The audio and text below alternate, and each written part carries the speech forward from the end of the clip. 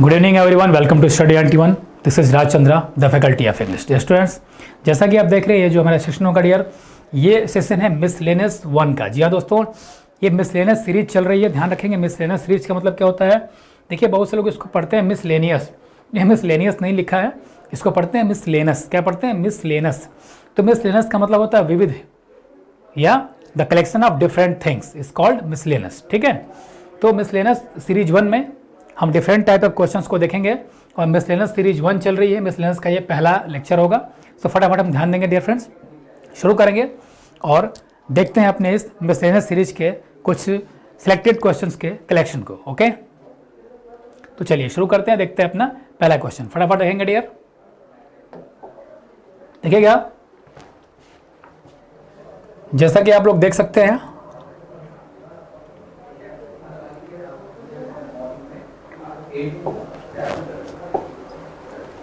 Dictionary pick out the most effective word from the given words to fill in the blank to make the sentence meaningfully complete।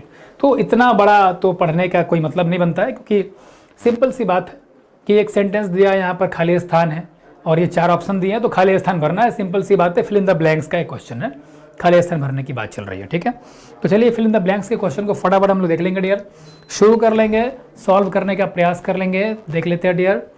तो पहला question कह रहा है कि the population of world, विश्व की जनसंख्या, दुनिया की जनसंख्या क्या हो रही है। स्पेस है वेरी फास्ट नाउ, अब बहुत तेजी से क्या हो रही है देखते हैं। राइजेज बढ़ती है, रोज बढ़ गई, इज राइजिंग बढ़ रही है, विल राइज बढ़ेगी। तो जाहिर सी बात है, इस सेंटेंस के स्ट्रक्चर को देख के साफ साफ लग रहा है कि ये कहना चाह रहा है कि अब या इस समय विश्व की जनसंख्या, दुनिया की जनसंख्या क्या हो रही है, बहुत तेजी से बढ़ रही है। सेंटेंस किस में जा रहा है? नाउ लगा हुआ है। नाउ का मतलब क्या हुआ कि विश्व की जनसंख्या बहुत तेजी से बढ़ रही है। तो क्या हो जाएगा इसमें? ऑप्शन कौन सा सही हो जाएगा? खाली स्थान भरना है, हमको चूज करना है। तो is rising, the population of the world is rising very fast now. तो ऑप्शन सी हो जाएगा हमारा, ऑप्शन सी इज करेक्ट। कौन सा ऑप्शन होगा? ध्यान देंगे हम लोग, option C is correct. Clear कर लेंगे डियर हम लोग। The population of the world, विश्व की जनसंख्या, इज राइजिंग बढ़ रही है, वेरी फास्ट नाउ अब बहुत तेजी से। तो अब विश्व की जनसंख्या बहुत तेजी से बढ़ रही है। तीसरा ऑप्शन सही है, ऑप्शन सी इज करेक्ट। सी वाला ऑप्शन हमारा सही होगा, इज राइजिंग। ठीक है, चलिए नेक्स्ट क्वेश्चन देख लेते हैं फटाफट।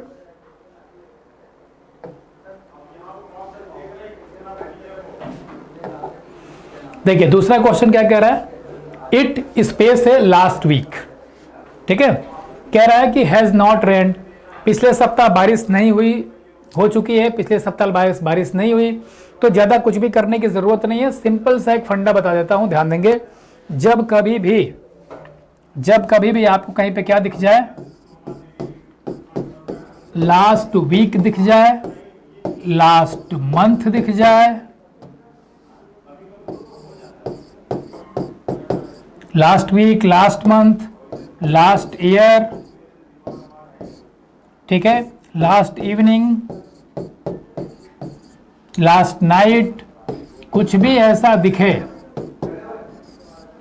ध्यान देंगे, जब भी कहीं लास्ट के साथ इनमें से कुछ भी शब्द दिख जाए, last night, last week, last month, last year, last evening, ध्यान रखेंगे।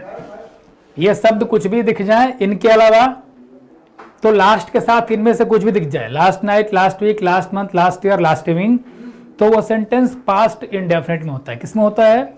जब भी किसी सेंटेंस में आपको लास्ट के साथ यानी लास्ट वर्ड दिख जाए और लास्ट के साथ last night, last week, last month, last year या लास्ट इवनिंग, इनमें से कुछ भी दिख जाए, कोई भी शब्द इनमें से दिख जाए, तो वो सेंटेंस किसमें होता है? ध्यान देंगे डियर, वो सेंटेंस होता है पास्ट इंडेफिनिट में। ठीक है, एक ये हो गया।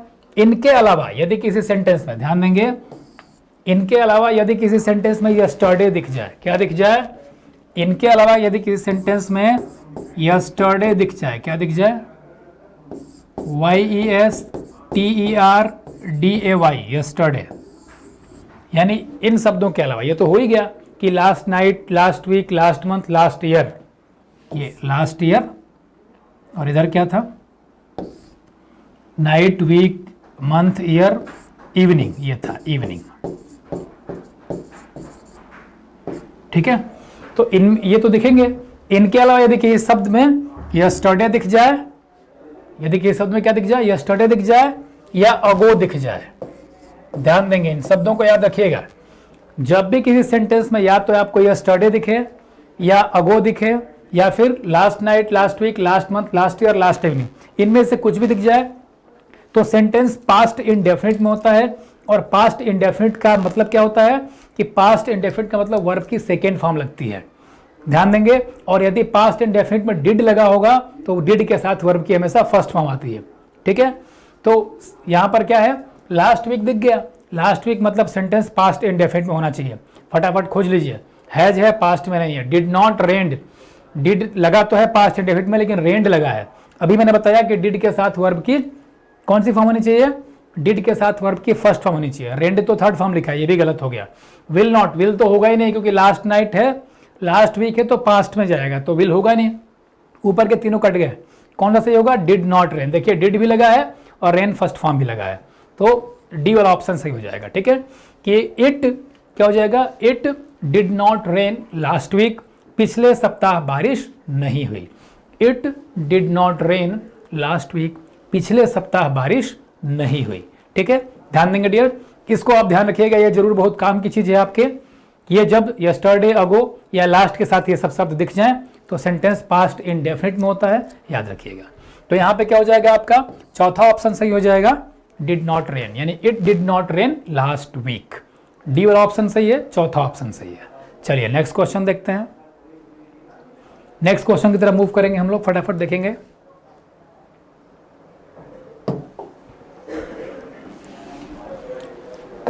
नेक्स्ट है, शी वॉज टायर्ड बिकॉज, वह थक गई थी क्योंकि। शी वॉज टायर्ड बिकॉज, वह थक गई थी क्योंकि। शी स्पेस है वेरी हार्ड, तो शी इज वर्किंग, देखिए इज नहीं होगा क्योंकि वॉज लगा है तो सेंटेंस पास्ट में होना चाहिए, तो इज पहले ही कट गया। Was working, she was working, ये बिल्कुल नहीं होगा, सॉरी ये हो सकता है, देखते हैं। हैज बिन, तो इज वाला नहीं होगा, वो हैज वाला नहीं, क्योंकि इज और हैज प्रेजेंट में आते हैं और सेंटेंस में वॉज लगा है तो पहले ही क्लियर है कि सेंटेंस पास्ट में चला गया है। तो इज और हैज यानी कि ए और सी तो बिल्कुल नहीं होगा क्योंकि इज और हैज प्रेजेंट में लगता है।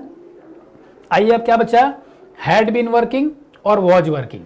तो बोला जा रहा है कि she was tired because she had been working very hard या she was working very hard. ये वह थक गई थी क्योंकि वह बहुत ज़्यादा काम कर रही थी, बहुत देर से काम कर रही थी। ठीक है, तो वहां पर लग रहा है ऑप्शन में कि सी वॉज वर्किंग होना चाहिए, लेकिन सही तरीके से क्या होगा, ऑप्शन डी वाला ही सही होगा। ऑप्शन डी क्यों सही होगा जरा समझिएगा। सी वॉज टायर्ड, वह थक गई थी क्योंकि वह बहुत देर से काम करती आ रही थी या काम कर रही थी, ये सेंस निकल रहा है। तो शी हैड बीन वर्किंग, क्या हो जाएगा, she had been working very hard. ध्यान देंगे तो ऑप्शन डी हमारा सही हो जाएगा। यदि ये डी वाला ऑप्शन नहीं होता तो आपका बी वाला ऑप्शन भी सही हो सकता है, वो भी गलत नहीं है। ठीक है, चलिए तो नेक्स्ट देखेंगे फटाफट हम लोग। रूबी स्पेस है very long hair when she was a child. बोल रहा है कि रूबी के जो बाल, रूबी के बहुत ही लंबे बाल हुआ करते थे या होंगे, क्या होगा जब वो बच्ची थी। तो देखिए सबसे पहली चीज कि यहाँ पर वॉज लगा हुआ है, वॉज लगा हुआ है, आप यहाँ पे देख सकते हैं फटाफट। जब वॉज लगा हुआ है इसका मतलब क्या हो गया डियर, जब वहां पे वॉज लगा हुआ है इसका मतलब ये हुआ, हैज तो होगा नहीं, वॉज का मतलब हो गया कि सेंटेंस पास्ट में होना चाहिए। जो भी यहाँ से चूज करेंगे हम पास्ट का चूज करेंगे, वॉज से कंफर्म हो गया। हैज प्रेजेंट में होता उसको चूज गलत है।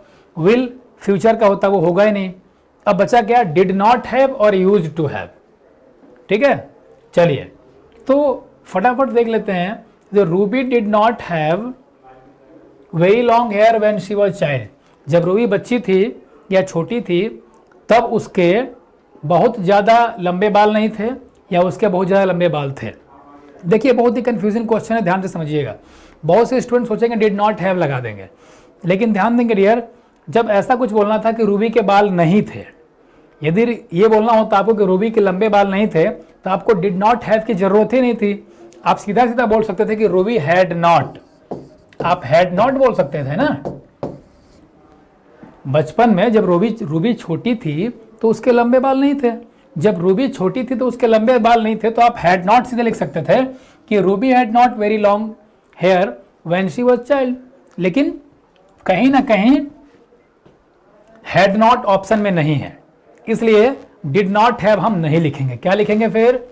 Ruby used to have very long hair when she was child, मतलब रूबी जब छोटी थी तो उसके लंबे बाल हुआ करते थे। ये सेंस बताया जा रहा है।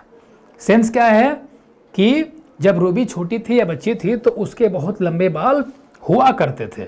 ये सेंस यहां पे आ रहा है, ध्यान देंगे। कौन सा सेंस आ रहा है डियर? चीजों को समझने का प्रयास करेंगे। कौन सा सेंस आ रहा है?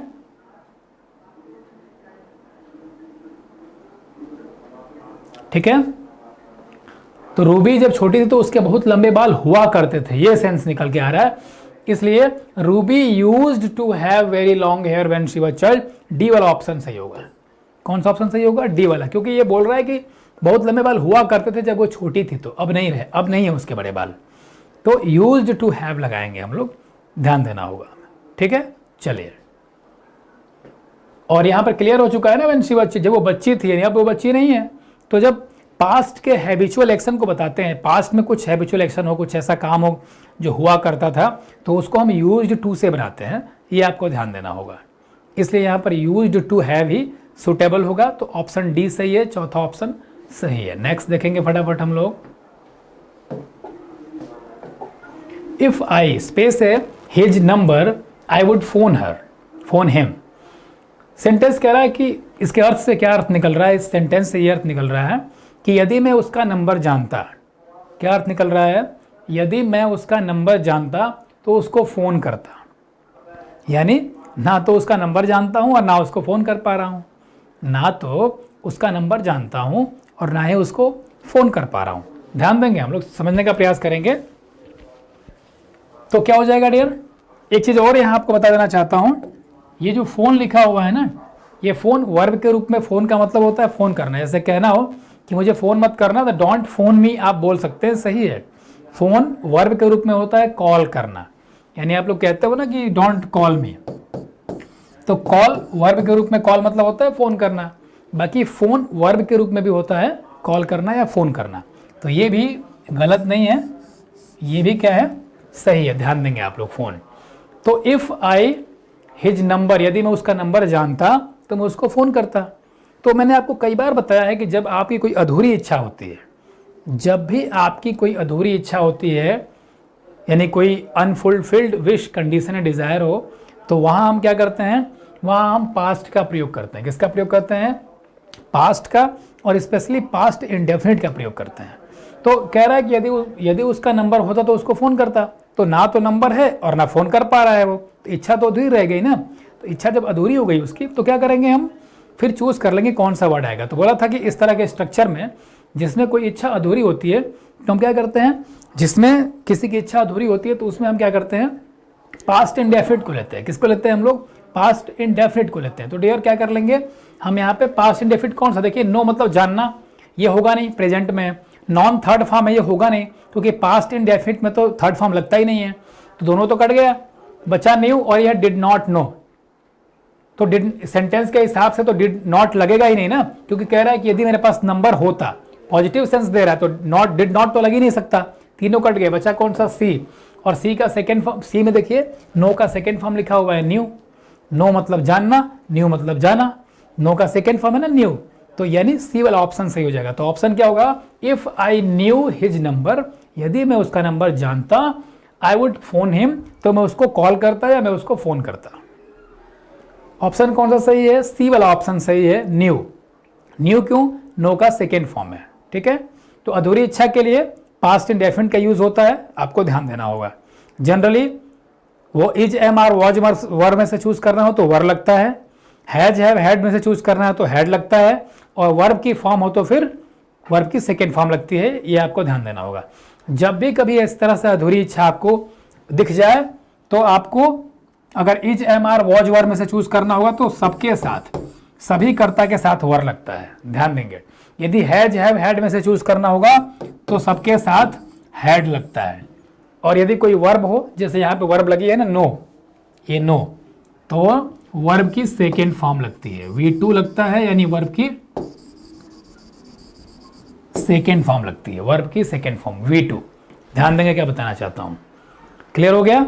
तो यहां पर ना तो वॉज वर्ब का ऑप्शन है ना तो हैड का ऑप्शन है, तो बचा क्या, वर्ब की सेकेंड फॉर्म का ऑप्शन। तो न्यू हमने वर्ब की सेकेंड फॉर्म ले लिया है जो नो का सेकेंड फॉर्म है, तो सी वाला ऑप्शन सही होगा, तीसरा ऑप्शन सही होगा। ठीक है, चलिए नेक्स्ट देखते हैं और हम लोग आगे बढ़ते हैं फटाफट। पायल टोल्ड मी दैट, पायल ने मुझसे बताया कि क्या बताया, शी स्पेस है out for a walk every morning. ठीक है, पायल ने मुझसे बताया कि वो हर सुबह टहलने जाती थी, या मतलब जाती है, तो नरेशन का क्वेश्चन है, डायरेक्ट इनडायरेक्ट स्पीच का। तो पायल ने मुझसे बताया कि वो रोज सुबह टहलने जाती थी, यानी कि जाती है, बट लेकिन टोल्ड है तो सब पास्ट में आएगा। तो आपको पता होना चाहिए कि जब टोल्ड लगता है यानी सब पास्ट में होता है तो पूरा का पूरा स्ट्रक्चर पास्ट में चला जाता है। ठीक है, तो Payal told me that she has gone तो होगा नहीं, क्योंकि हैज प्रेजेंट में लगता है, हैड गॉन भी नहीं होगा क्योंकि पास्ट इंडेफिनिट का सेंस निकल के आ रहा है, गोज भी नहीं होगा, प्रेजेंट का सेंस से क्या है, वेंट। पहला ऑप्शन सही हो जाएगा, वेंट। क्या हो जाएगा, पायल टोल्ड मी दैट, पायल ने मुझे बताया कि she went out for a walk every morning, कि वह रोज सुबह टहलने जाने के लिए बाहर जाती थी, या वह रोज सुबह टहलने जाती थी।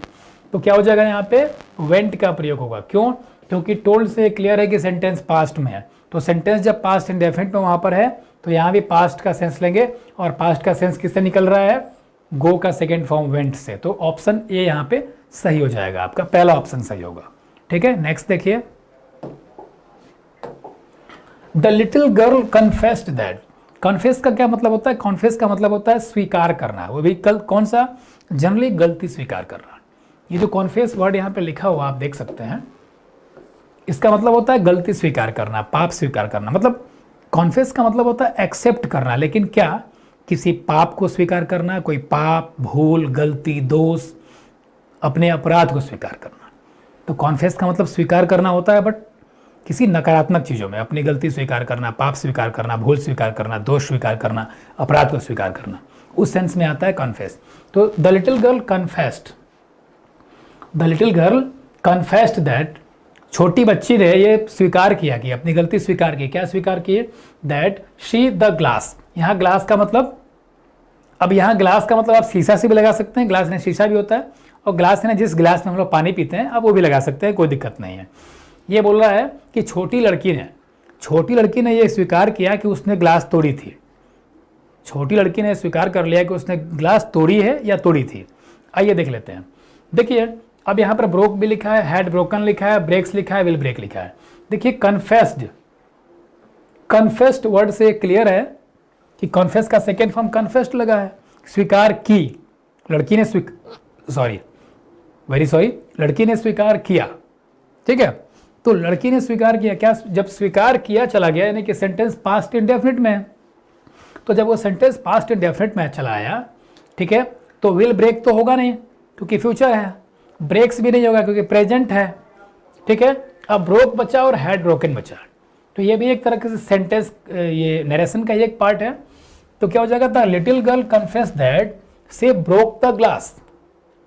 ठीक है, तो ध्यान देंगे dear, she broke the glass. लेकिन अगर आप नरेशन के रूल को पढ़ेंगे तो ये सेंटेंस कैसे बन रहा है, नरेशन के रूल के हिसाब से कि द लिटिल गर्ल सेड, ठीक है, the little girl said I broke the glass, ये सेंटेंस ऐसा होगा, इसको चेंज किया गया है, डायरेक्ट से इनडायरेक्ट में चेंज किया गया है इसको। ठीक है, तो डायरेक्ट इनडायरेक्ट अगर आपको रूल पता होगा तो उस रूल के हिसाब से इनडायरेक्ट जो पास्ट इंडेफिनिट में सेंटेंस होता है वो चला आता है पास्ट परफेक्ट में। ठीक है, तो उस रूल के हिसाब से हैड ब्रोकन वाला ऑप्शन सही हो जाएगा, पास्ट परफेक्ट वाला। तो क्या हो जाएगा sentence, the little girl confess that she had broken the glass. यहाँ पर नरेशन का रूल लगा हुआ और नरेशन के रूल के हिसाब से हैड ब्रोकन वाला ऑप्शन सही है, ये आपका दूसरा ऑप्शन सही हो जाएगा, हैड ब्रोकन। तो that she had broken the glass, option B सही है, दूसरा ऑप्शन सही है। चलिए नेक्स्ट देखते हैं फटाफट। डियर फ्रेंड्स देख लेंगे यूपीएसआई के लिए टॉप 30 मॉक टेस्ट, यानी हमारे पास यूपीएसआई के लिए मॉक टेस्ट अवेलेबल है फटाफट अभी आप इन मॉक टेस्ट की जानकारी के लिए इन नंबर से कॉल करके इन मॉक टेस्ट को परचेस कर सकते हैं। इन अ डेमोक्रेसी, लोकतंत्र में या प्रजातंत्र में, डेमोक्रेसी मतलब लोकतंत्र या प्रजातंत्र, एवरीवन स्पेस है obey the laws of the country. ध्यान देंगे डियर, कह रहा है कि लोकतंत्र में क्या करना चाहिए या प्रजातंत्र में क्या होना चाहिए, हर किसी को, हर व्यक्ति को या हर किसी को, ठीक है, देश के नियमों का पालन करना चाहिए। जाहिर सी बात है, यदि आप एक लोकतांत्रिक देश में रह रहे हैं, आप एक प्रजातांत्रिक देश में रह रहे हैं, ठीक है, तो हर नागरिक का यह कर्तव्य है कि वो अपने देश के बनाए हुए नियमों का पालन करे, है ना। Obey the laws of the country, obey मतलब पालन करना। तो आपको ध्यान देना होगा डियर, ऑट टू, जब कभी भी आपके किसी कर्तव्य या नैतिक चीज की बात हो, मतलब किसी सेंटेंस से ये लगे कि ये आपका कर्तव्य है, आपकी ये नैतिक जिम्मेदारी है, तो उस कंडीशन में ऑट टू का प्रयोग होता है। कहाँ होता है, ऑट टू। इस ऑट टू का मतलब होता है चाहिए। बहुत से स्टूडेंट्स इसको आउट टू पढ़ते हैं, तो ये आउट टू नहीं लिखा है, ऑट टू लिखा है, ठीक है। तो डी वाला क्या हो जाएगा, ought to, OUGHT, ought to, ठीक है। चीजों को समझने का प्रयास करेंगे फटाफट। तो डी ऑप्शन सही है कि in democracy everyone ought to obey the laws of the country. चूंकि हम देश के नागरिक हैं, तो देश की सेवा करना, देश की रक्षा करना, देश के नियमों का पालन करना हमारी नैतिक जिम्मेदारी है, हमारा कर्तव्य है। इसलिए यहाँ पर ऑप्शन कौन सा सही हो जाएगा, ऑप्शन डी सही हो जाएगा, ऑट टू, ठीक है। चौथा ऑप्शन सही है, ऑट टू। चलिए नेक्स्ट देखेंगे,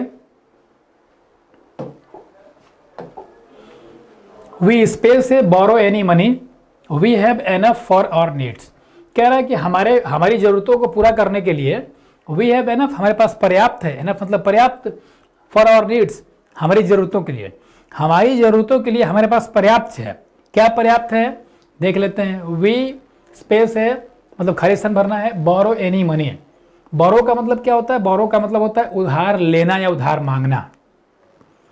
बोरो करने का मतलब क्या होता है, किसी से उधार मांगना या उधार लेना। लोग क्या करते हैं, अपने दोस्तों से, रिश्तेदारों से पैसे उधार मांगते हैं ना, तो वही हो रहा है। बोरो का मतलब होता है उधार लेना या उधार मांगना। तो कह रहा है सेंटेंस का अर्थ है, सिचुएशन के हिसाब से ये कहना चाहता है कि हमें कोई पैसा उधार लेने की जरूरत नहीं है, हमें कोई पैसा उधार मांगने की जरूरत नहीं है, क्योंकि हमारे पास हमारी जरूरतों के लिए पर्याप्त पैसा है। सेंटेंस का ये अर्थ निकल रहा है। तो इसमें खाली स्थान में क्या आएगा, वुड तो आएगा ही नहीं। वो वुड बोरो का मतलब हो जाएगा कि हमें पैसा मांगेंगे, मांगना है। भाई यहाँ बोल रहा है कि हमारे पास पर्याप्त है, we have enough for our needs, हमारी जरूरतों के लिए हमारे पास पर्याप्त है, तो इसका मतलब हमें मांगना तो है नहीं, तो वुड तो होगा नहीं। शुड का मतलब मांगना चाहिए, ये भी नहीं होगा, क्योंकि जब पर्याप्त पैसा है तो क्यों मांगेंगे। मस्ट नॉट और नीड नॉट दो है।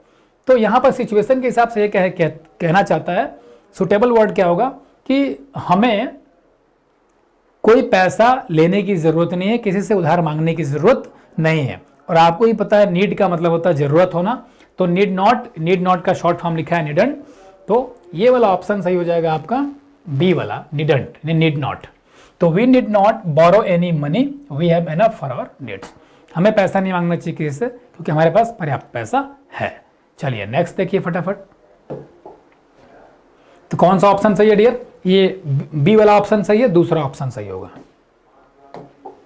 Work hard लेस्ट you should fail. ध्यान देंगे, जब कभी भी लेस्ट का प्रयोग हुआ हो, जब भी लेस्ट का प्रयोग हुआ हो, तो लेस्ट के साथ शुड का प्रयोग होता है। किसका प्रयोग होता है, शुड का।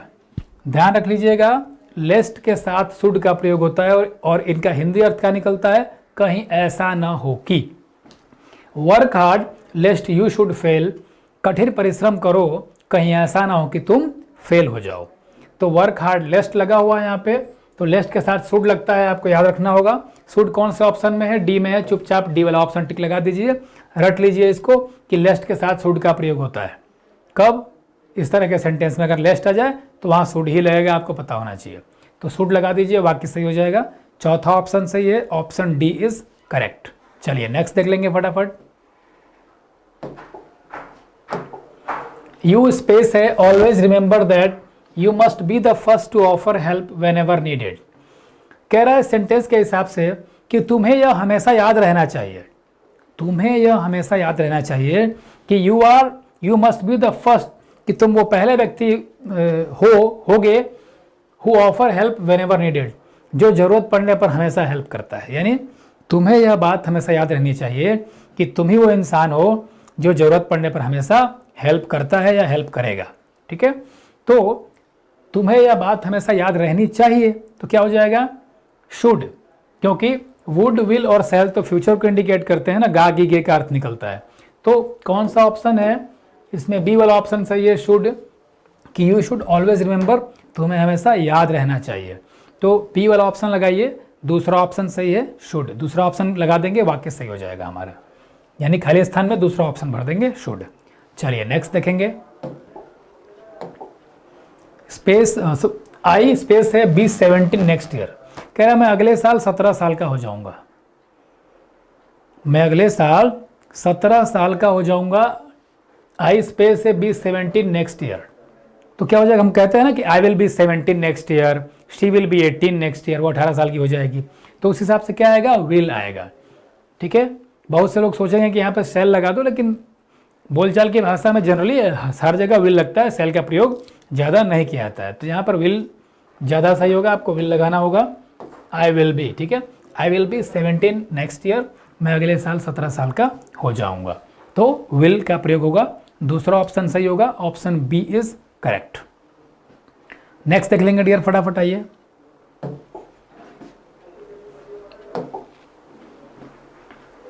चलिए इडियम्स एंड फ्रेजेस की बात हो रही है, आप देख सकते हैं डायरेक्शन लिखा हुआ है, इडियम फ्रेज का मीनिंग चूज कर रहे हैं, इडियम फ्रेज आ चुका है, तो आइए इडियम फ्रेज को ले चलते हैं, देखते हैं। पहला इडियम फ्रेज क्या करें, लॉयंस शेयर, लॉयन मतलब होता है शेर, और शेयर मतलब होता है हिस्सा, शेर का हिस्सा मतलब क्या होता है आपको पता होना चाहिए, शेर जंगल का राजा होता है, तो वो जब आता है तो क्या होता है, सारे जानवर भाग जाते हैं, तो शेर को कौन सा हिस्सा मिलता है, सबसे बड़ा हिस्सा मिलता है। शेर जंगल का राजा है तो उसको सबसे बड़ा हिस्सा चाहिए, उसको सबसे बड़ा हिस्सा मिलता है, तो लॉयंस शेयर का भी यही मतलब होता है। जी हाँ दोस्तों, लुक एंग्रीली, तो लॉयंस शेयर का मतलब होता है सबसे बड़ा हिस्सा, ज्यादा महत्वपूर्ण हिस्सा, तो कौन सा पार्ट सही है, मेजर शेयर। देखिए बी वाला ऑप्शन सही है, मेजर शेयर, मेजर शेयर का मतलब क्या होता है, बड़ा हिस्सा, बिग शेयर, महत्वपूर्ण हिस्सा, प्रमुख हिस्सा जो होता है उसी को कहते हैं लॉयंस शेयर। तो तीनों में से चारों में से बी वाला ऑप्शन सही है, दूसरा ऑप्शन सही होगा मेजर शेयर, बड़ा हिस्सा या महत्वपूर्ण हिस्सा या मुख्य हिस्सा। ठीक है, दूसरा ऑप्शन इसमें सही होगा, लॉयंस शेयर का मतलब होगा मेजर शेयर। चलिए नेक्स्ट देखेंगे, आउट ऑफ क्वेश्चन का क्या मतलब होता है, आउट ऑफ क्वेश्चन का मतलब होता है डियर, बोलता है ना कि यार ये तो आउट ऑफ क्वेश्चन है, मतलब ये तो ऐसी बात है, अब सोच आउट ऑफ क्वेश्चन मतलब ये ऐसी बात है जो संभव ही नहीं है, तो आउट ऑफ क्वेश्चन है, मतलब क्वेश्चन से बाहर पूछ लिया तुमने, तो तुमने लीक से हटके पूछ लिया, तो आउट ऑफ क्वेश्चन किसका सेंस देता है, असंभव का, इम्पॉसिबल का। ठीक है, तो आउट ऑफ क्वेश्चन का मतलब होता है असंभव या इम्पॉसिबल। ऑप्शन कौन सा सही है, सी वाला, देख लीजिए, सी ऑप्शन में होता है इम्पॉसिबल, इम्पॉसिबल का मतलब होता है असंभव, तीसरा ऑप्शन हमारा सही हो जाएगा। ठीक है, चलिए ऑप्शन सी सही है, तीसरा ऑप्शन सही है। नेक्स्ट देखिए, विद ओपन आर्म्स का क्या मतलब होगा, विद ओपन आर्म्स का मतलब समझेंगे। देखिए हम लोग बोलते हैं ना कि यार वो खुले दिल से हमारा स्वागत किया, हम लोग कहते हैं ना कि अरे दिल खोल कर उसने खर्च किया, खुले दिल से हमारा स्वागत किया, तो हिंदी लैंग्वेज के हिसाब से, हिंदी भाषा के हिसाब से हम बोलते हैं दिल खोल के स्वागत किया या खुले दिल से स्वागत किया, ये हम हिंदी लैंग्वेज के हिसाब से बोलते हैं। लेकिन इंग्लिश के हिसाब से उसको कैसे बोला जाता है, विद ओपन आर्म्स। हिंदी में हम खुले दिल से बोलते हैं या दिल खोल के, हिंदी के हिसाब से हम दिल खोल के स्वागत करते हैं, इसका मतलब होता है कि बहुत अच्छा स्वागत करते हैं, दिल से स्वागत करते हैं, भव्य स्वागत करते हैं हम लोग। उसी को इंग्लिश में आर्म्स, हम लोग हिंदी में दिल से स्वागत करते हैं, इंग्लिश में आर्म्स, हाथों से स्वागत किया जाता है। तो विद ओपन आर्म्स का मतलब क्या हो जाएगा, हिंदी में खुले दिल से या दिल खोलकर, इसका मतलब बहुत अच्छे से या भव्य स्वागत करना या बहुत बढ़िया स्वागत करना। तो क्या हो जाएगा, विद ओपन आर्म्स का मतलब क्या हो जाएगा, वार्मली। जी हाँ दोस्तों, पहला ऑप्शन ही सही हो जाएगा, ए वाला वार्मली, क्योंकि कोल्ड ब्लडेड का क्या मतलब हो जाएगा, निर्दय हो जाएगा। रिजेंबल मतलब होता है किसी के समान दिखना, कोल्डली का मतलब होता है बिल्कुल उत्साहहीन तरीके से, एकदम बेकार तरीके से। ठीक है, तो बिल्कुल सुटेबल आंसर हमारा सूट कर रहा है यहाँ पे वार्मली। तो विद ओपन आर्म्स का मतलब क्या हो जाएगा, विद ओपन आर्म्स का मतलब हो जाएगा वार्मली। वार्मली का मतलब तहे दिल से, खुले दिल से या भव्य स्वागत, भव्य तरीके से या अच्छे तरीके से। तो विद ओपन आर्म्स का मतलब होता है वार्मली। ये वाला ऑप्शन सही है, पहला ऑप्शन सही है। चलिए नेक्स्ट देखिए फटाफट।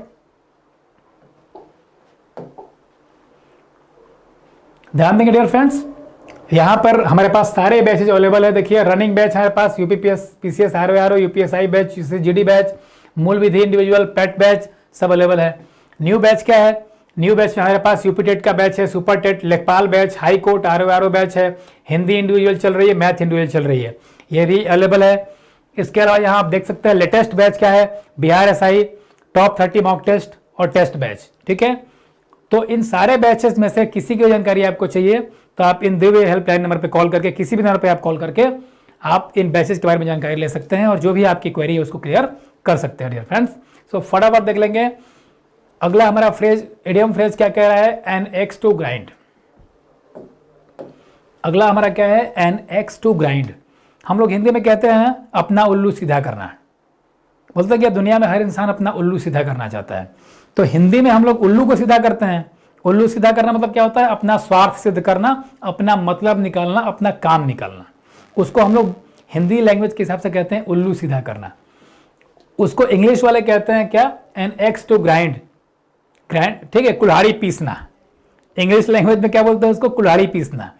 तो हिंदी में हम लोग कहते हैं अपना उल्लू सीधा करना, इंग्लिश में कहते हैं लोग कुल्हाड़ी पीसना। लेकिन उसका मतलब क्या होता है?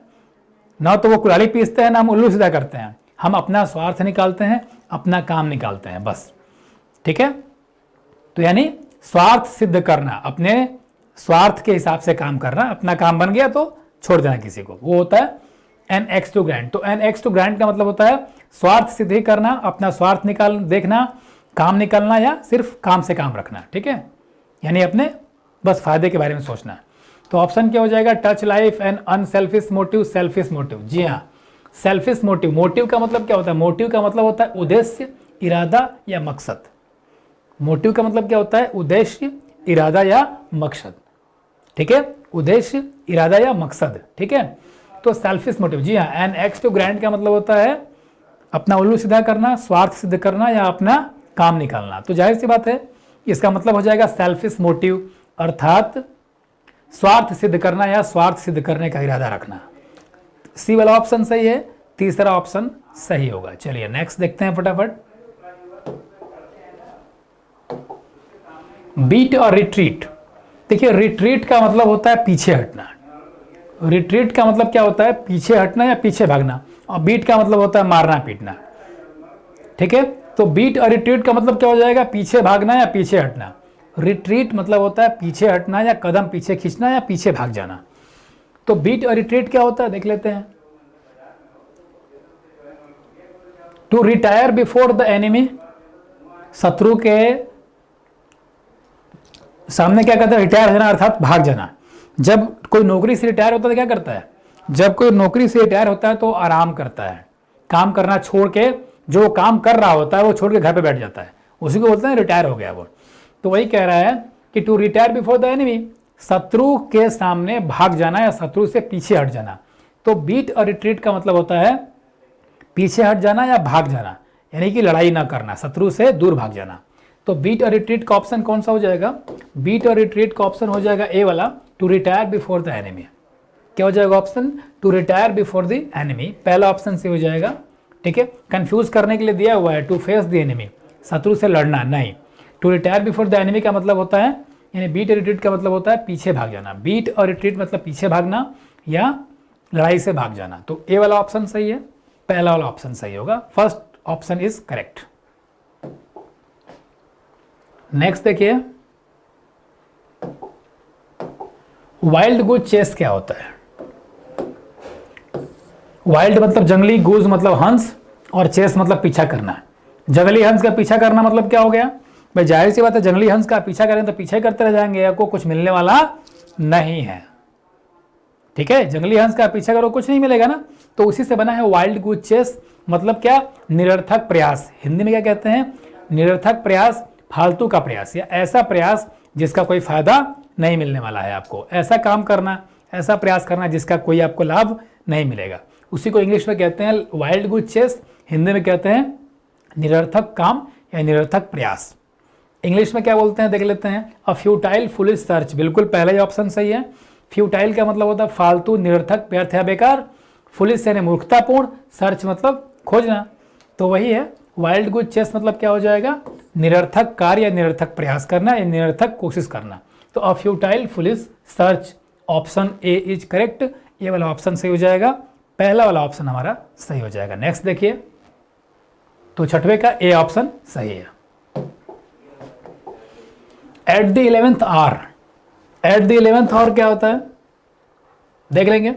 देखिए एट द 11th आवर का मतलब बहुत से स्टूडेंट सोचते हैं 11 बजे, एट द 11th आवर का मतलब 11 बजे नहीं होता, ध्यान देंगे। हम लोग हिंदी में कहते हैं ना ऐन वक्त पर या ऐन मौके पर, कहते हैं ना कि दुशासन तो द्रौपदी का चीर हरण कर ही लिया था, लेकिन वो तो कहो कि ऐन वक्त पर कृष्ण भगवान आए तो उसने बचा लिया, या ऐन वक्त पर मान लीजिए कृष्ण भगवान आकर उन्होंने उसकी इज्जत बचाई, लाज रखी, जो भी कह लेंगे। तो ऐन वक्त पर या ऐन मौके पर, अरे यार मैं तो गिरने ही वाला था, ऐन वक्त पर मुझे किसी ने पकड़ लिया, मैं तो यार बर्बादी हो गया था, लेकिन ऐन वक्त पर मेरा दोस्त आया और मुझे संभाल लिया। तो ऐन वक्त पर या ऐन मौके पर का क्या मतलब होता है, एकदम उचित समय पर, यानी जब एकदम जरूरत हो तभी, तो उसी को बोलते हैं एकदम सही समय पर, ठीक समय पर या उचित समय पर, जिसको हम आम बोलचाल में कहते हैं ऐन वक्त पर या ऐन मौके पर। तो ऑप्शन कौन सा सही है, तो एट द 11th आवर का मतलब होता है ऐन वक्त पर या ऐन मौके पर, अर्थात उचित समय पर या सही टाइम पर। तो कौन सा ऑप्शन सही है, जस्ट इन टाइम। जी हाँ दोस्तों, बी वाला ऑप्शन सही है, जस्ट इन टाइम। बहुत से स्टूडेंट यहाँ पर इन डेंजर लगा सकते हैं, लेकिन वो गलत हो जाएगा।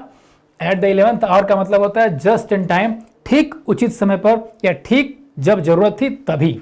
तो इसका सबसे सुटेबल ऑप्शन कौन सा होगा, बी वाला होगा। सेकेंड ऑप्शन होगा जस्ट इन टाइम, ठीक सही समय पर या उचित समय पर या ठीक तभी जब जरूरत थी। तो बी वाला ऑप्शन सही है, दूसरा ऑप्शन सही है। चलिए नेक्स्ट देखिए, फटाफट नेक्स्ट क्वेश्चन देख लेंगे, हम लोग चीजों को समझने का प्रयास भी करेंगे। Call a spade a spade, call a spade a spade क्या होता है dear, call a spade a spade. देखिए स्पेड का मतलब ऐसे क्या होता है, गांव में कुदाली होता है, कुदाली जिसको पूर्वांचल, अगर यूपी के पूर्वांचल की बात करें तो कुदार बोलते हैं वो जगह, कुदार या कुदाली। फावड़ा से थोड़ा छोटा होता है, फावड़ा बड़ा होता है खेत खोदने के लिए, जमीन खोदने के लिए, तो कुदाली या कुदार। तो स्पेड अलग से होता है, लेकिन यहाँ पर कॉल अ स्पेड लिखा हुआ है। इसका मतलब होता है कॉल अ स्पेड का मतलब होता है साफ साफ कहना या साफ साफ बोलना या बता देना, स्पष्ट रूप से बोल देना या स्पष्ट रूप से कह देना, उसी को बोलते हैं कॉल अ स्पेड। पुनः ध्यान देंगे, कॉल अ स्पेड का क्या मतलब होता है, कॉल अ स्पेड का मतलब होता है साफ साफ बोलना या स्पष्ट रूप से कह देना या बोल देना या बता देना, ठीक है। तो कॉल अ स्पेड का मीनिंग देख लेते हैं कौन सा सही है। देखिए स्पीक डिप्लोमेटिकली तो नहीं होगा, डिप्लोमेटिकली का मतलब होता है चालाकी, चतुराई से बात करना, ये होगा नहीं। डी वाला ऑप्शन देखिए नीचे, सबसे ज़्यादा कुछ पढ़ने की जरूरत नहीं है, डी ऑप्शन चेक करिए। टू स्पीक वेरी प्लेनली, यानी बिल्कुल साफ साफ या स्पष्ट तरीके से बोल देना या कह देना, टू स्पीक वेरी प्लेनली। तो कॉल अ स्पेड का मतलब होता है टू स्पीक वेरी प्लेनली, साफ साफ या स्पष्ट रूप से कह देना। डी वाला ऑप्शन सही है, चौथा ऑप्शन सही है इसमें, ठीक है। चलिए आगे बढ़ते हैं और आगे देखते हैं, चीज़ों को फटाफट समझते हैं।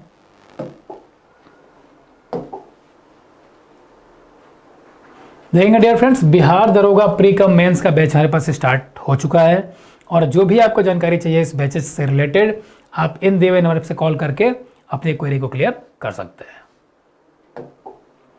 देख लेंगे फटाफट। Right the correct meaning of the foreign words and phrase. कुछ विदेशी शब्द और कुछ विदेशी फ्रेज यहाँ पे मौजूद हैं, ध्यान देंगे। कुछ फॉरेन वर्ड्स और कुछ फॉरेन फ्रेजेस यहाँ पे अवेलेबल है डियर, उनकी मीनिंग को बताना है, उनकी मीनिंग को बताना है कि उसका क्या मतलब होता है इंग्लिश में, ठीक है, ध्यान देंगे। तो पहला वर्ड हमारे पास है पर कैपिटा। पर कैपिटा क्या होता है, आप लोग जब इकोनॉमिक्स पढ़ते हैं, अर्थशास्त्र में आप लोग देखते हैं ना प्रति व्यक्ति आय, जीके में आप लोगों ने प्रति व्यक्ति आय पढ़ा हुआ कि इस देश की प्रति व्यक्ति आय कितनी है, इस राज्य की प्रति व्यक्ति आय कितनी। तो प्रति व्यक्ति आय जो होता है उसको इंग्लिश में क्या बोलते हैं, हम लोग कहते हैं ना पर कैपिटा इनकम। प्रति व्यक्ति आय की इंग्लिश क्या होती है, पर कैपिटा इनकम। तो यहाँ पर कैपिटा लिखा हुआ, पर कैपिटा का मतलब क्या होता है, प्रति व्यक्ति, तो प्रति व्यक्ति को हम लोग और इंग्लिश में नॉर्मल वर्ड में कैसे बोल सकते हैं? पर हेड। हम लोग कहते हैं ना कि पर हेड हमको इतना पैसा मिलेगा, यानी एक व्यक्ति पर इतना पैसा मिलेगा। तो पर कैपिटा का मतलब होता है प्रति व्यक्ति, और प्रति व्यक्ति के लिए सुटेबल वर्ड कौन सा है इसमें से? पर हेड। ठीक है, तो बी वाला ऑप्शन सही हो जाएगा हमारा, दूसरा ऑप्शन सही हो जाएगा, सेकेंड वाला ऑप्शन सही है। ठीक है, पर हेड। पर कैपिटा का मतलब होता है पर हेड, यानी हिंदी में प्रति व्यक्ति। चलिए नेक्स्ट देखेंगे,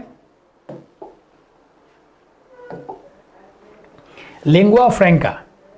लिंगुआ फ्रैंका क्या होता है डियर? तो लिंगुआ फ्रैंका का मतलब होता है कॉमन लैंग्वेज, एक सामान्य भाषा, एक साधारण सी भाषा। जैसे इंडिया में इस समय हिंदी क्या है? लिंगुआ फ्रैंका, कॉमन लैंग्वेज है, मतलब हिंदी एक सामान्य भाषा है। सामान्य मतलब सबको आती है।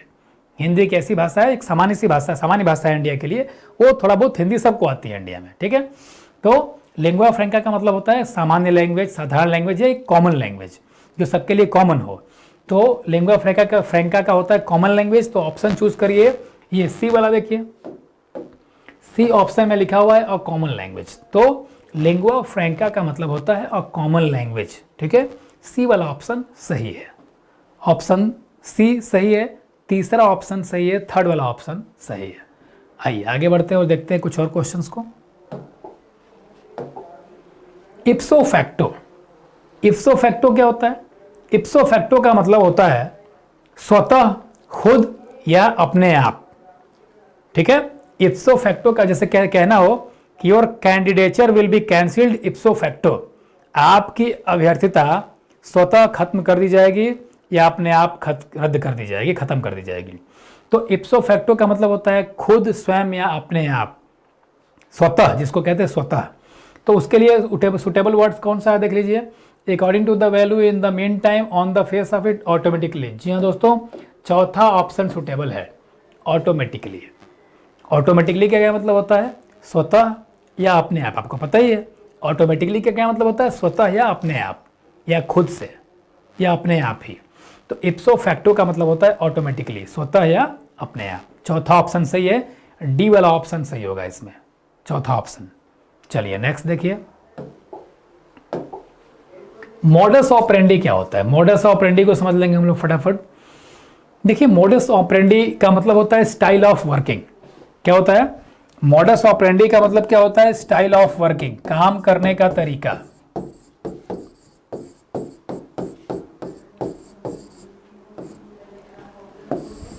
मान लीजिए मैं जैसे इंग्लिश पढ़ाता हूं वैसे ही इंग्लिश कोई और भी पढ़ाता है, मैं जैसे सेम पढ़ा रहा हूं इंग्लिश, तो आप लोग क्या बोलेंगे कि राज सर की मॉडस ऑपरेंडी और इनकी मॉडस ऑपरेंडी सेम है। इसका मतलब क्या हुआ कि जैसा राज सर काम करते हैं वैसा ये भी काम करते हैं, अर्थात जैसे राज सर पढ़ाते हैं वैसे ये भी पढ़ाते हैं। तो मॉडस ऑपरेंडी का मतलब क्या हुआ?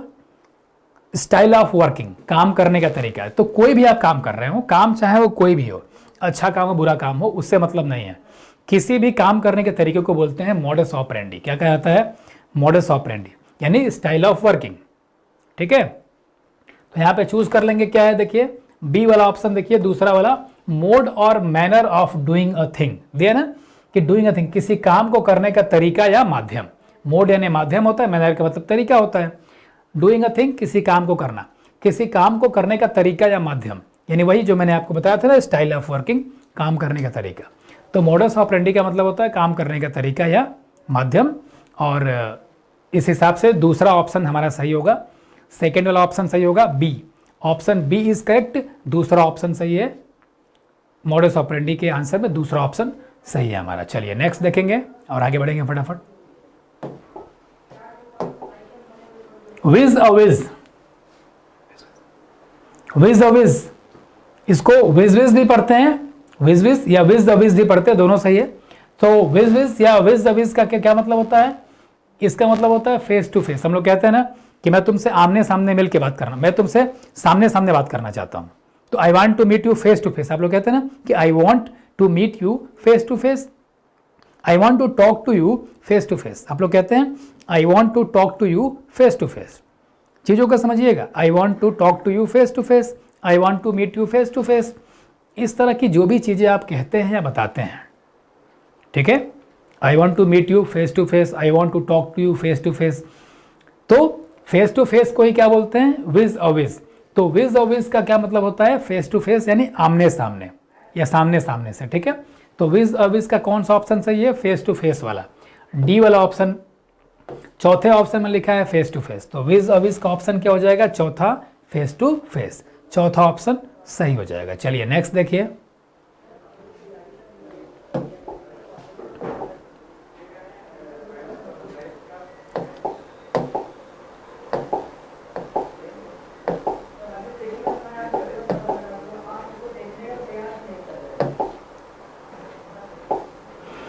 फटाफट देख लीजिए डियर, ये प्रोवर्ब्स हैं, कुछ यहाँ पे कहावत मौजूद हैं, आपकी जानकारी के लिए बता देना चाहता हूं। देखिए प्रोवर्ब्स, कहावतें लिखी गई हैं यहाँ पे, प्रोवर्ब्स लिखे गए हैं। कहावत को इंग्लिश से बोलते हैं प्रोवर्ब्स, जैसे हिंदी में हम लोग कहते हैं नाच न जाने आंगन टेढ़ा, चोर चोर मौसेरे भाई, है ना। तो इस तरह की जो चीज़ें होती हैं उनको हम कहावत बोलते हैं, हिंदी में इंग्लिश में कहते हैं प्रोवर्ब्स। तो प्रोवर्ब्स यहाँ पे लिखे गए हैं, लेकिन प्रोवर्ब्स अधूरे लिखे गए हैं। प्रोवर्ब्स जो हैं वो अधूरे लिखे गए हैं, और आपके एग्जाम में ऐसे ही अधूरे लिख के पूछे जा सकते हैं कि खाली स्थान भरिए कि इसके आगे क्या आएगा। एक चीज़ आपको बता दूं, ऐसा क्यों होता है, क्योंकि जो कहावत होती है, जो प्रोवर्ब्स होते हैं, वो यूनिवर्सल ट्रूथ होते हैं। क्या होते हैं, यूनिवर्सल ट्रूथ, अर्थात वो उन्हें चेंज नहीं किया जा सकता है। जैसे 2 और 2 4 हो, 2 और 2 4 होते हैं, यूनिवर्सल ट्रूथ है। सूर्य पूर्व से निकलता है, यूनिवर्सल ट्रूथ है। पश्चिम मस्त होता है, यूनिवर्सल ट्रूथ है। मनुष्य मरेगा, यूनिवर्सल ट्रूथ है। समझ में आ रहा है कि नहीं आ रहा? तो कुछ चीज़ें यूनिवर्सल ट्रूथ होती हैं। तो इसी तरीके से जो कहावतें होती हैं, जितने भी कहावत बोली गई है, वो सारी की सारी कहावतें यूनिवर्सल ट्रूथ होती हैं, और उनका फिक्स पैटर्न होता है। यानी जो कहावत जैसे लिखी गई है, आप उसको वैसे ही बोल सकते हैं, अपने हिसाब से उसको तोड़ मरोड़ के, कुछ चेंज करके, मॉडिफाई करके आप कुछ भी नया नहीं बना सकते उसको, प्रोवर्ब्स को। इसीलिए प्रोवर्ब्स ऐसे लिख दिया जाता है, और आगे आपको खाली स्थान छोड़ दिया जाता है कि आप इसमें बताइए आगे क्या होगा, कौन सा शब्द इसमें आगे रहेगा। क्यों? क्योंकि जाहिर सी बात है, ये यूनिवर्सल ट्रूथ होती हैं, तो जो शब्द इसमें होगा वो तो फिक्स है, वो चेंज नहीं हो सकता है। तो अगर आपको याद होगा तो आप भर लेंगे उसमें कि कौन सा शब्द यहाँ पे होगा। तो आइए, कुछ क्वेश्चंस मौजूद है हमारे सामने, देखते हैं, फटाफट इनको सॉल्व करने का प्रयास करते हैं। ठीक है डियर, चलिए देखते हैं। तो पहला क्वेश्चन क्या कह रहा है, cut your coat according to your, space दिया है कि आगे क्या होगा। देखिए, तो एक कहावत कहते हैं ना कि जितनी चादर उतना पैर फैलाओ। हिंदी में कहावत कहते हैं कि जितनी चादर हो उतना ही पैर फैलाओ। उसी को इंग्लिश में बोला जाता है कि cut your coat according to your cloth. जी हाँ, यहाँ पे क्या आएगा, CLOTH, क्लॉथ आएगा।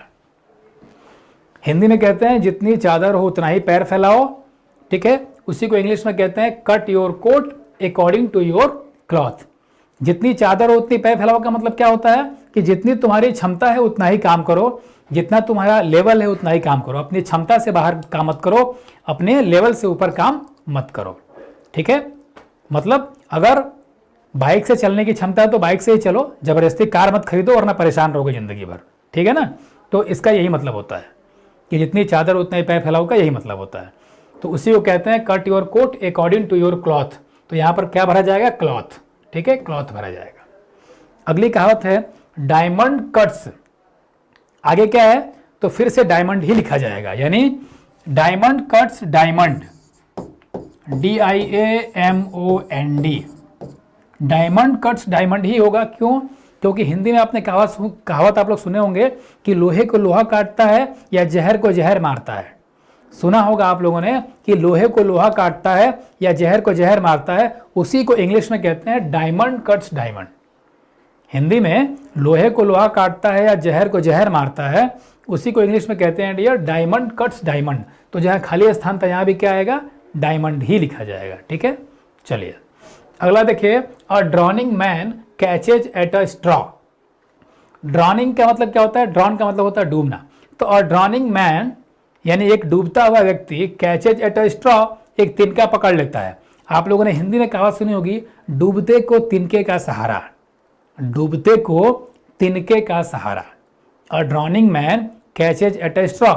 जैसे डूबते को तिनके का सहारा का मतलब क्या होता है कि मान लीजिए कोई बर्बाद हो, सपोज करिए कोई बहुत ही गरीब इंसान है, उसके पास खाने के लिए एक रोटी भी नसीब नहीं हो रही है उसको, लेकिन अचानक उसको कहीं कोई जॉब मिल गई, छोटा मोटा कोई काम मिल गया। तो ये था कि चलो ठीक है, बहुत अच्छा पैसा नहीं है लेकिन कम से कम भूखों तो नहीं मरेगा, 2 रोटी कमा के खा तो लेगा। तो उसको बोलते हैं डूबते को तिनके का सहारा, ठीक है।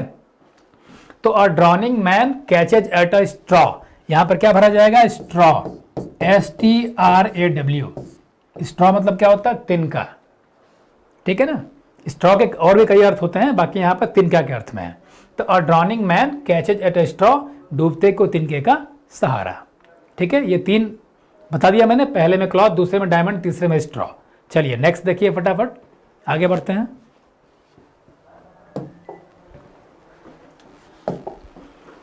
आइए देखते हैं dear friends, every potter praises, क्या कह रहा है, एवरी पॉटर प्रेजेज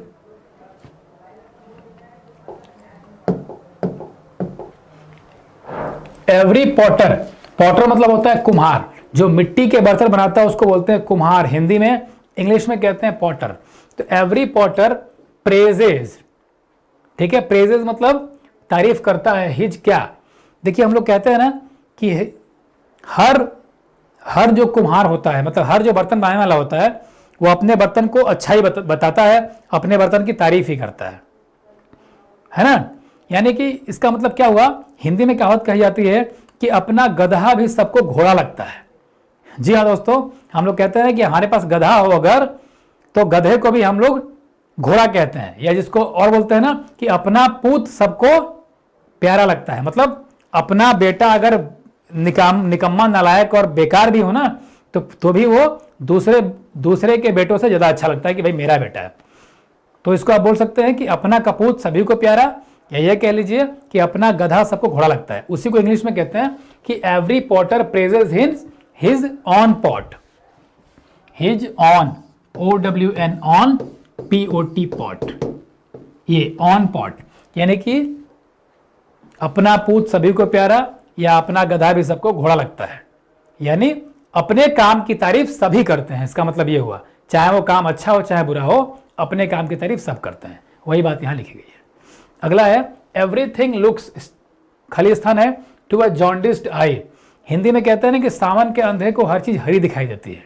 क्या कहते हैं, सावन के अंधे को, हम लोग कहते हैं कि सावन के अंधे को हर चीज हरी दिखाई देती है। तो इसी कहावत को क्या बोलते हैं, एवरीथिंग लुक्स येलो। हिंदी में हम भले बोलते हैं कि सावन के अंधे को हर चीज हरी दिखाई देती है, हिंदी में हरा बोलते हैं, लेकिन इंग्लिश कल्चर के हिसाब से, इंग्लिश कहावत के हिसाब से उसको पीला लिखना पड़ता है। क्यों लिखा है ना कि हर चीज पीला दिखाई देता है, किसको, टू अ जॉन्डिस्ड आई, जिसको पीलिया हो जाता है, जिसको जॉन्डिस यानी पीलिया हो जाता है, उसको हर चीज पीली दिखती है।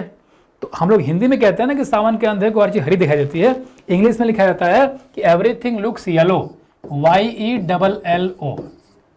इंग्लिश में क्या लिखते हैं, येलो, YELLO। थोड़ा जगह कम है तो आप लोग समझ जाइएगा, येलो वही पीला वाला मैं लिख रहा हूं, YELLOW, ठीक है, YELLOW, येलो मतलब पीला। तो एवरीथिंग लुक्स येलो होगा यहाँ पे, येलो टू अ जॉन्डिस्ड आई। अगला देखिए, example is better then precept, कहावत कौन सी है, example is better then precept, PRECEPT। Example is better then precept मतलब क्या हो जाएगा, example is better then precept. Hindi में कहते हैं ना कथनी से करनी भली, कथनी से करनी भली मतलब क्या होता है कि example is better then precept. Precept का मतलब होता है ज्ञान देना, ज्ञान देने से अच्छा है कि एग्जाम्पल आप करके दिखाओ, एग्जाम्पल बनो, उदाहरण बनो, करके दिखा दो आप। मतलब दूसरों को कहते हो कि खूब पढ़ाई करो, IAS बनो, कहो मत ना, तुम खुद ही पढ़ाई करके IAS बन जाओ। तो वही बोला जाता है कि कथनी से करनी भली मतलब बोलो मत, करके दिखाओ, कहने की जरूरत नहीं है, करके दिखाओ तुम। उसी को इंग्लिश में कहते हैं example is better then precept, कथनी से करनी भली, यानी बोलने कहने से ज्यादा अच्छा है कि तुम करके दिखाओ। चलिए अगला है हेल्थ इज वेल्थ। भाई कोरोना काल में मोदी जी का सबसे फेवरेट ये स्लोगन था, कहावत थी कि जान है तो जहान है। कहते हैं ना मोदी की जान है तो जहान है, हेल्थ इज वेल्थ, या फिर जान है तो जहान है, या स्वास्थ्य ही धन है। हिंदी में कहते हैं स्वास्थ्य ही धन है, या जान है तो जहान है। तो health is wealth, WEALTH, health is wealth क्या हो जाएगा, यहाँ पे वेल्थ भरा जाएगा। अगला देखिए, it is no use crying over spilt milk, ठीक है, ओवर स्पिल्ट मिल्क, यहाँ पे क्या भरा जाएगा, मिल्क।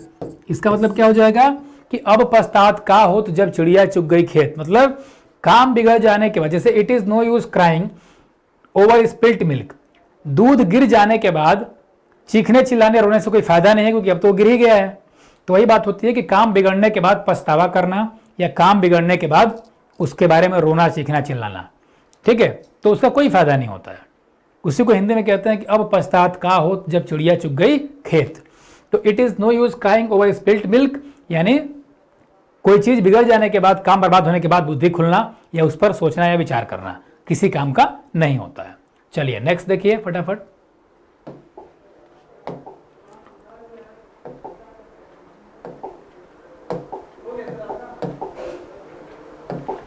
फटाफट देख लेंगे डियर, क्या कह रहा है, it takes to make a quarrel.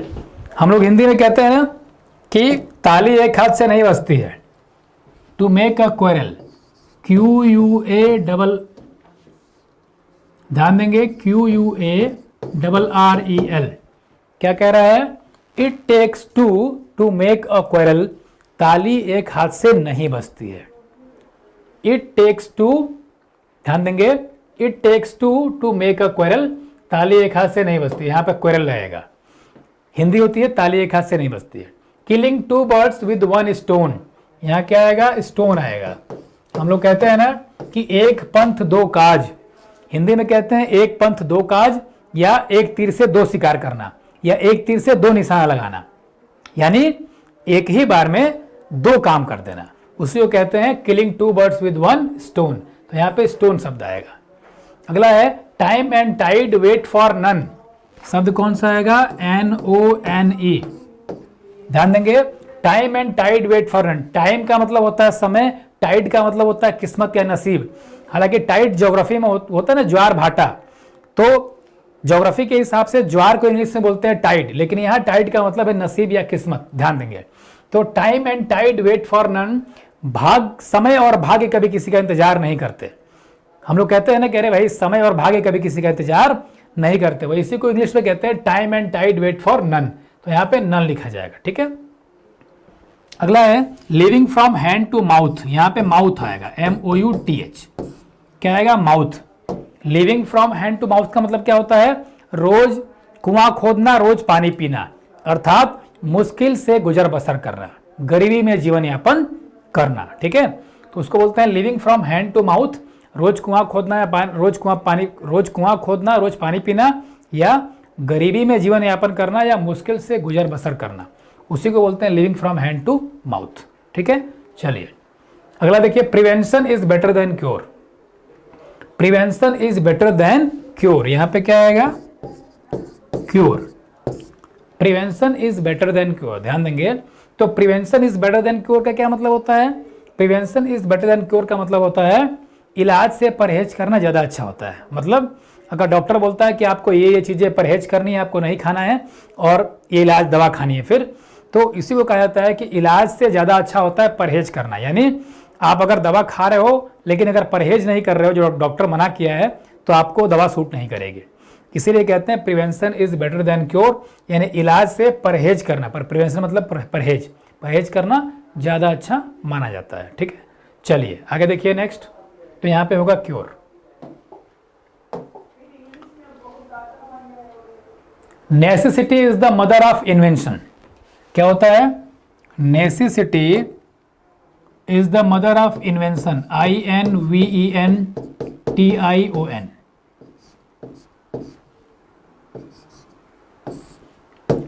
ठीक है, हिंदी में कहावत कहते हैं ना हम लोग कि आवश्यकता आविष्कार की जननी होती है, आवश्यकता आविष्कार की जननी होती है, उसी को इंग्लिश में कहते हैं necessity is the mother of invention. तो यहां पर आएगा इन्वेंशन, ठीक है।